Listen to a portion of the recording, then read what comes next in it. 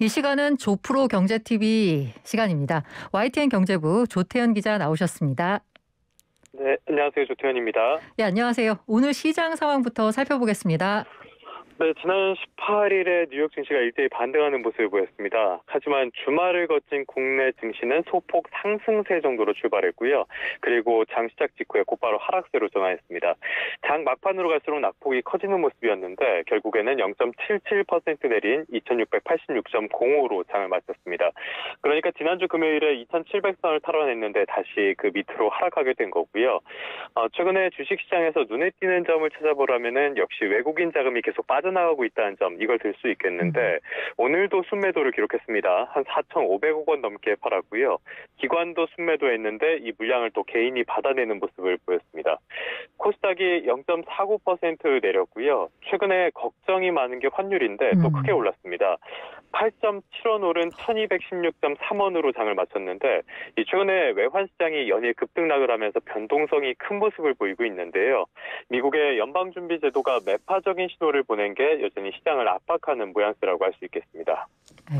그리고 오늘 윤석열 당선인이 경제단체장과 만났다라고 하는데 누구랑 만난 건가요?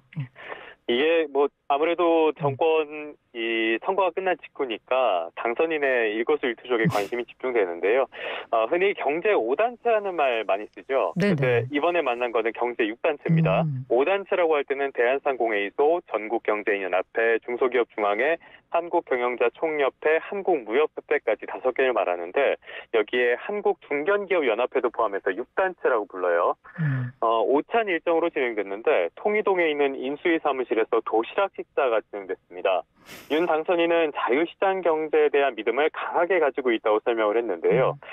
윤 당선인에게 큰 영향을 미친 것으로 알려진 게 미국의 경제학자 밀턴 프리드만이죠. 이 공짜 점심은 없다는 말로 많이 알려져 있는데요. 물론 이분이 처음으로 한 얘기는 아니지만 어쨌든 많이 알려져 있습니다. 이분의 사상을 한마디로 요약하기는 좀 어렵지만 자유와 시장을 강조했다, 이렇게는 볼 수 있을 것 같아요. 윤 당선인이 정부 주도에서 민간 주도로 경제를 탈바꿈해야 한다. 또 정부가 인프라를 만들고 뒤에서 돕는다면은 기업이 앞장서서 일자리를 만들고 투자해서 기업이 커지게 되면은 또 나라가 커지는 것이다, 이렇게 설명을 했는데요. 그러면서 기업이 자유롭게 활동하는 걸 방해하는 요소를 제거해 나가는 것이 정부가 해야 할 일이다, 이렇게 강조를 했습니다. 이게 그러니까 문재인 정부, 현재 정부와 좀 비교되는 부분이 있는데요. 문재인 정부는 민간보다는 좀 공공의 영역 쪽으로 강조해왔다, 이런 평가를 받습니다. 물론 다 동의를 하는 건 아닌데 일단은 일자리 정책이나 소득주도 성장이나 부동산 정책 쪽에서는 확실히 그런 모습을 많이 보였고 그 결과는 아시다시피 그렇게 썩 좋은 편은 아니었습니다. 그래서 여기에 대한 윤 당선인의 생각이 드러난 게 아닌가, 이런 평가를 해볼 수 있겠습니다. 그런데 이 당선인과의 회동에서 경제단체끼리 신경전을 벌였다라는 얘기가 나왔어요. 무슨 일이 있었던 건가요? 약간 좀 가십성인 것 같기도 한데요. 전경련이 이번 그 논란의 좀 중심에 있었습니다. 이 전경련 아시다시피 박근혜 정부 때 그 국정농단 사태와 아주 밀접하게 연관돼 있잖아요. 그래서 많은 비판을 받았고 또 이런 문제를 떠나서 대한상이라는 단체가 분명히 존재를 하는데 재벌을 대변하는 전경련이라는 단체가 왜 또 있어야 하냐, 이런 목소리도 지금까지도 적지 않습니다. 그래서 문재인 정부가 출범한 뒤로는 사실상 배제되는 모습을 보이기도 했고요. 그런데 이번에는 전경련이 당선인 측으로부터 먼저 연락을 받았고 다른 단체에게 참가 의사를 타진하는 것도 전경련이 진행을 했다고 합니다. 아무래도 가장 먼저 연락을 받는 경제단체가 어디냐, 이게 상징성이 있는 만큼 이 단체들 사이에서 신경전이 있었던 것으로 보이는데요. 이를 두고는 침소봉대라는 지적도 적진 않습니다. 그냥 단순히 전경련을 연락 창구로 삼은 것으로 보이는데 큰 의미를 둘 필요는 없다, 이런 지적도 나오고요. 김은혜 대변인도 실무자가 연락하는 과정에서 일어난 일이라면서 경제를 살리는데 경제단체의 대소나 경중을 가리진 않는다고 설명하기도 했습니다. 그야말로 일거수일투족이 워낙 관심의 대상이 되다 보니까 네. 이런 일이 해프닝이 생긴 것 같다라는 생각인데, 이번에 부동산 얘기 좀 해볼게요. 이 조만간 공동주택 공시가격이 발표된다라고 하는데 많이 오를까요?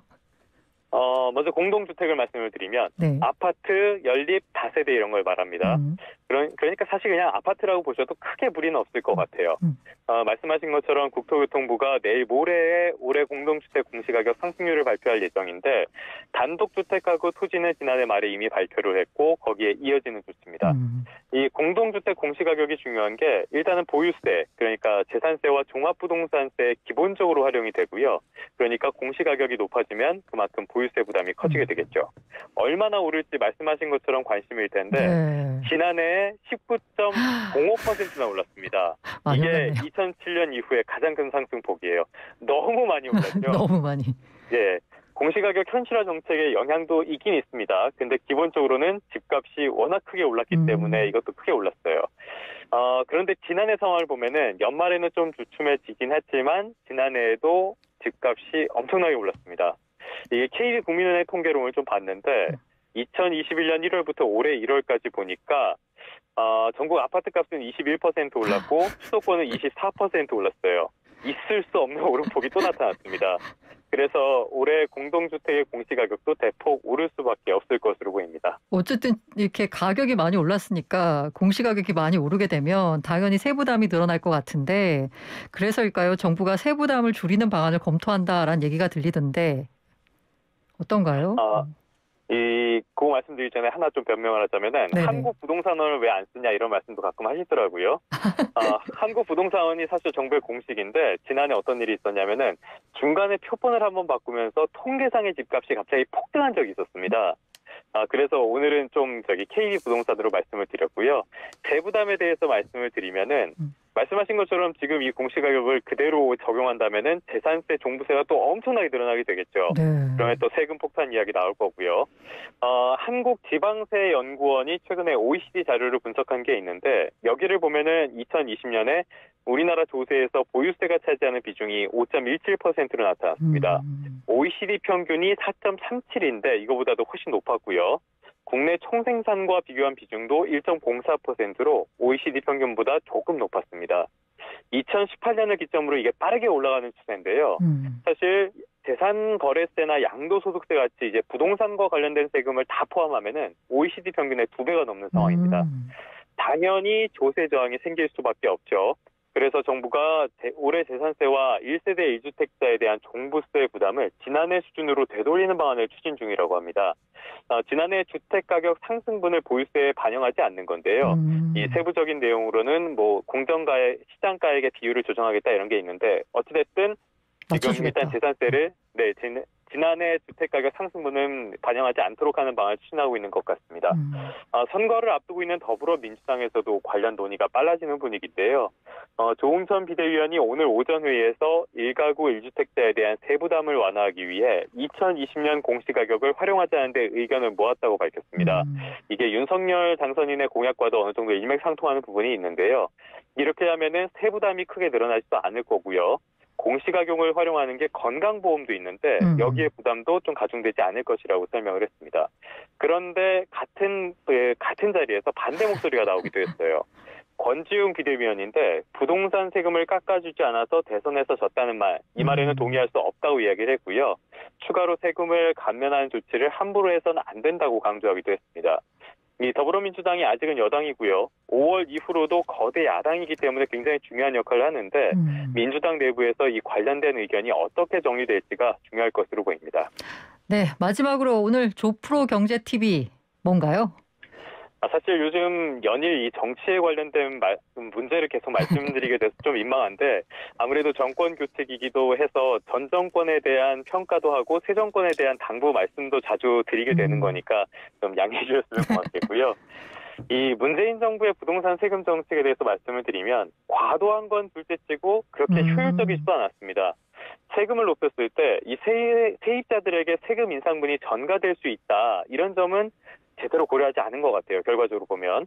그러니까 결과적으로는 시장 안정에는 전혀 도움이 되지 않았고 조세 저항만 커지는 결과가 있었습니다. 그래서 말씀을 드리면 어떤 정책에 순기능이 있다면 반드시 부작용도 있다. 이 점을 좀 유념해 주셨으면 합니다. 네, 순기능이 있다면 부작용도 있다. 오늘 말씀 감사합니다. 네, 고맙습니다.